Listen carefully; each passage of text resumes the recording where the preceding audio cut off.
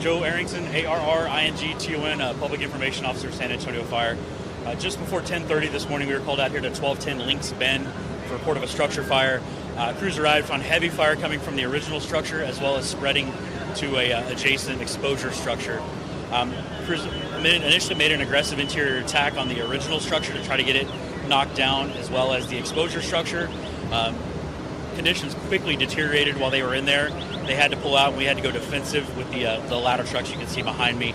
We're about an hour, little over an hour into the incident right now. Very fortunate to report no injuries to any residents or firefighters. We were able to rescue a snake out of one of the homes. Actually, the snake kind of exited the home, and we picked it up as it went out. So that's where we're at right now. Special thanks to Bear County ESD2, who was in the area, saw the smoke, and responded to assist us. Great help when we can work with our county partners, obviously. Going to be here for a while. Conditions, obviously, are untenable, right, realistically. So still defensive on the fire, mopping up, hitting some hot spots. Unfortunately, it does look like both homes will be a total loss, as there was some structural collapse from the fire going through the roof inside. So that's obviously early to determine, but it looks like that will be a total loss there. Again, we're going to be here for a little while. It did go to a second alarm so that we can get adequate resources here to staff the fire, but going to be out here for a while. The roads in this area obviously are closed. We have lots of resources between us and the county both being out here, so that's where I'm at. I can take a few questions if anybody has any. Any idea what may have started? Investigators are here looking into it. It's still too early to determine.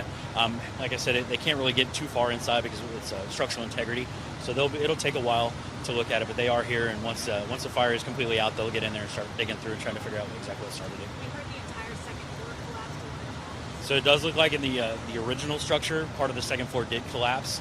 Both of them had fired through the roof, so the roof structure collapsed in on itself as well. That's what leads me to believe that it'll probably be a total loss on both of them. And then just go ahead and look at her when you answer this question. Which of these houses did it start in? So if you're in front of the houses, it started on the home to the left, 1210, and spread to the right to the corner home at 1212. Any wind play a factor? Is that windy? It's not as windy today. Realistically, what plays a factor is it had a head start on us. It's the middle of the day, people are at work, nobody's home. It probably was burning for a little while until a neighbor noticed it and called it in.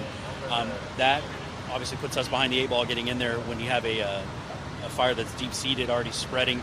There's some gusts today. It's obviously not as bad as it has been, fortunately. Could have been much worse if it was as windy as it was yesterday. We could have been looking at 3 to 4 structures. Obviously, the ones behind it would have been in play then as well. So very fortunate the wind kind of died down. But anytime it moves like this, obviously it spreads quickly.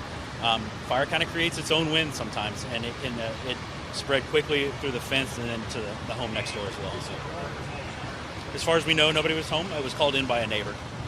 There's some scatter chatter about a fire officer maybe down. No reports of anything. I've heard about that. No. If anything, it was probably minor smoke inhalation or something, but nothing notable. Any big challenges for firefighters? It's a long way out here. Obviously, as the city grows, it's we ask for a second alarm. We get those resources going early so that we can get those resources on the road. So fortunately, the county's right here as well. They were in the area, saw the smoke, and responded. So we had both the city and county resources on it. So nothing really. Obviously, the hydrants spread out. So when we know we're going to have 2 ladder trucks in the air, we got big fire, big water. So we have to hit more hydrants or tap into more hydrants to get them out here. Saws worked great with us, boosting the pressure. In the area to get us what we needed. So no, just your normal. And just keep looking at her. People are going to be wondering, this started out wrong. What answer is there for widespread to like I said earlier, it's nobody's home. The fire burns unnoticed for a long time, and then it starts looking for a way out of the house. And when it spreads, homes are fairly close together, and they can move. It moves quickly, and our goal is to get here and prevent that from happening. But that's just a reality of it. Sometimes we see it a lot of times in neighborhoods where the homes are closer together. They can spread faster. Obviously, if someone's home, we're alerted faster, and we can get there faster to prevent that from happening. But time of day challenges, time of travel, that kind of thing.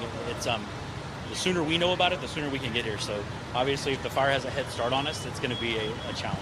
So we didn't know how it started. It just the cause. Like I said, the investigators are here. It's under investigation. Joe, can you paint a picture for us? Because I'm just imagining firefighters trying to go in the house and it's collapsing around them. So. Yeah, it's a risk. We know is a real risk, and we're going to go in there and we have a saying in the fire service: risk a lot to save a lot. And so When they got here, heavy fire, but they made a calculated decision that they could make an effort to stop the fire spread.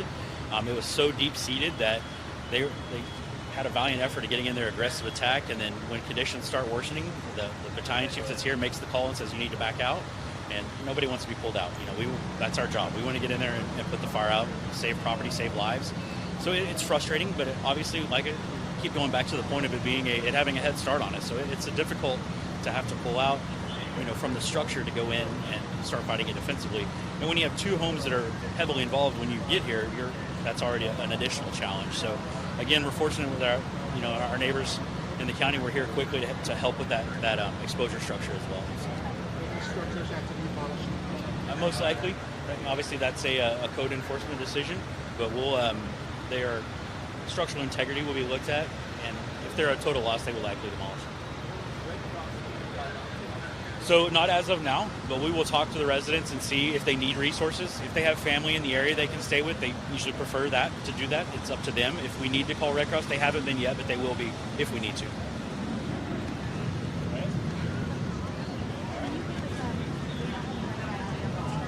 Yeah, it may be like tomorrow. It takes time to get up.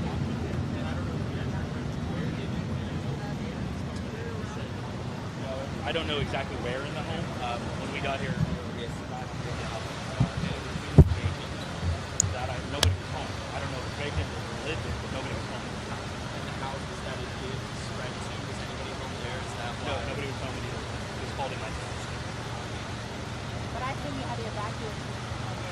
As a precaution, the homes behind it, we did evacuate, and then the home on the others to the left of the original were evacuated. So